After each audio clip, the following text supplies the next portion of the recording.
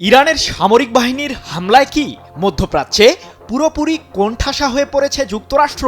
Saudi আরব, কাতার ও Israel সহ মধ্যপ্রাচ্যের 14টি দেশ থেকে হঠাৎ নিজেদের নাগরিকদের সরিয়ে নিচ্ছে কেন যুক্তরাষ্ট্র? ইরান কি আরও তীব্র হামলা চালাতে যাচ্ছে?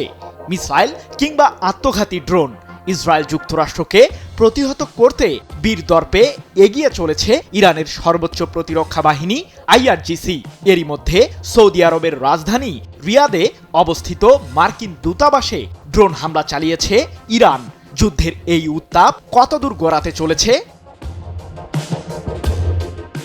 ইরানের সর্বোচ্চ ধর্মীয় নেতা আয়াতুল্লাহ আলী খামেনিকে হত্যার কঠোর প্রতিশোধ নিচ্ছে আইআরজিসি। মধ্যপ্রাচ্য জুড়ে থাকা যুক্তরাষ্ট্রের সামরিক ঘাঁটি ও ইসরায়েলে প্রতি মুহূর্তেই মিসাইল ও ড্রোন হামলা অব্যাহত রেখেছে ইরান।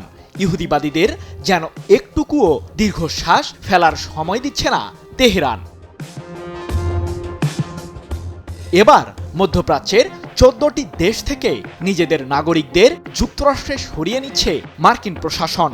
ইরানের কঠোর সামরিক প্রতিক্রিয়ার মুখে হঠাৎ করেই এমন সিদ্ধান্ত নিল যুক্তরাষ্ট্র। যদিও মার্কিন সামরিক স্থাপনার বিরুদ্ধে ইরানের প্রতিশোধমূলক হামলার আরও তীব্র জবাব দেওয়ার হুঁশিয়ারি দিয়েছেন যুক্তরাষ্ট্রের পররাষ্ট্রমন্ত্রী মার্কো রুবিও। 3 মার্চ এক প্রতিবেদনে বিষয়টি নিশ্চিত করেছে ইসরায়েলের সংবাদ মাধ্যম দ্য টাইমস অব ইসরায়েল।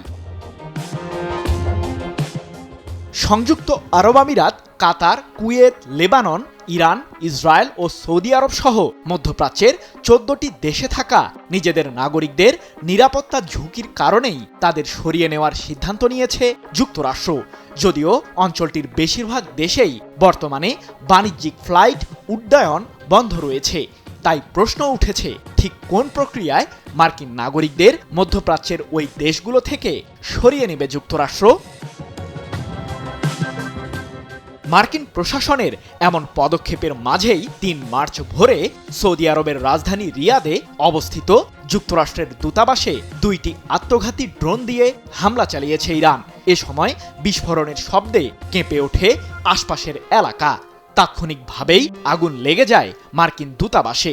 ইরানের ওই হামলায় সীমিত পরিমাণে ক্ষতি হওয়ার বিষয়টি স্বীকার করেছে সৌদি আরবের প্রতিরক্ষা মন্ত্রণালয়।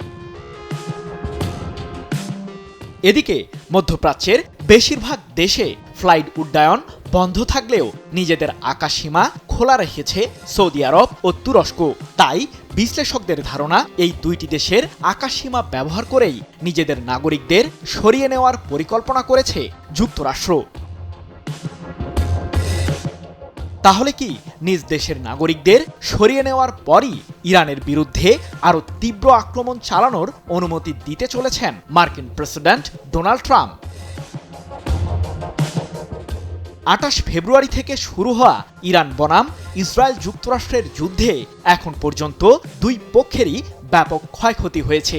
চলমান এই যুদ্ধে মার্কিন সামরিক বাহিনীর অন্তত 6 জন সদস্য নিহত হয়েছে, গুরুতর আহত হয়েছে কমপক্ষে 18 জন।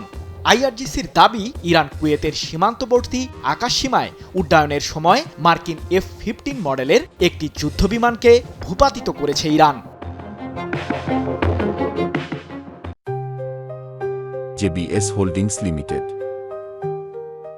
তবে মার্কিন দূতাবাসে হামলা ও যুক্তরাষ্ট্রের সামরিক বাহিনীর সদস্য নিহত হওয়ার ঘটনায় ইরানের বিরুদ্ধে আক্রমণের মাত্রা আরও বৃদ্ধির ইঙ্গিত দিয়েছেন প্রেসিডেন্ট ট্রাম্প।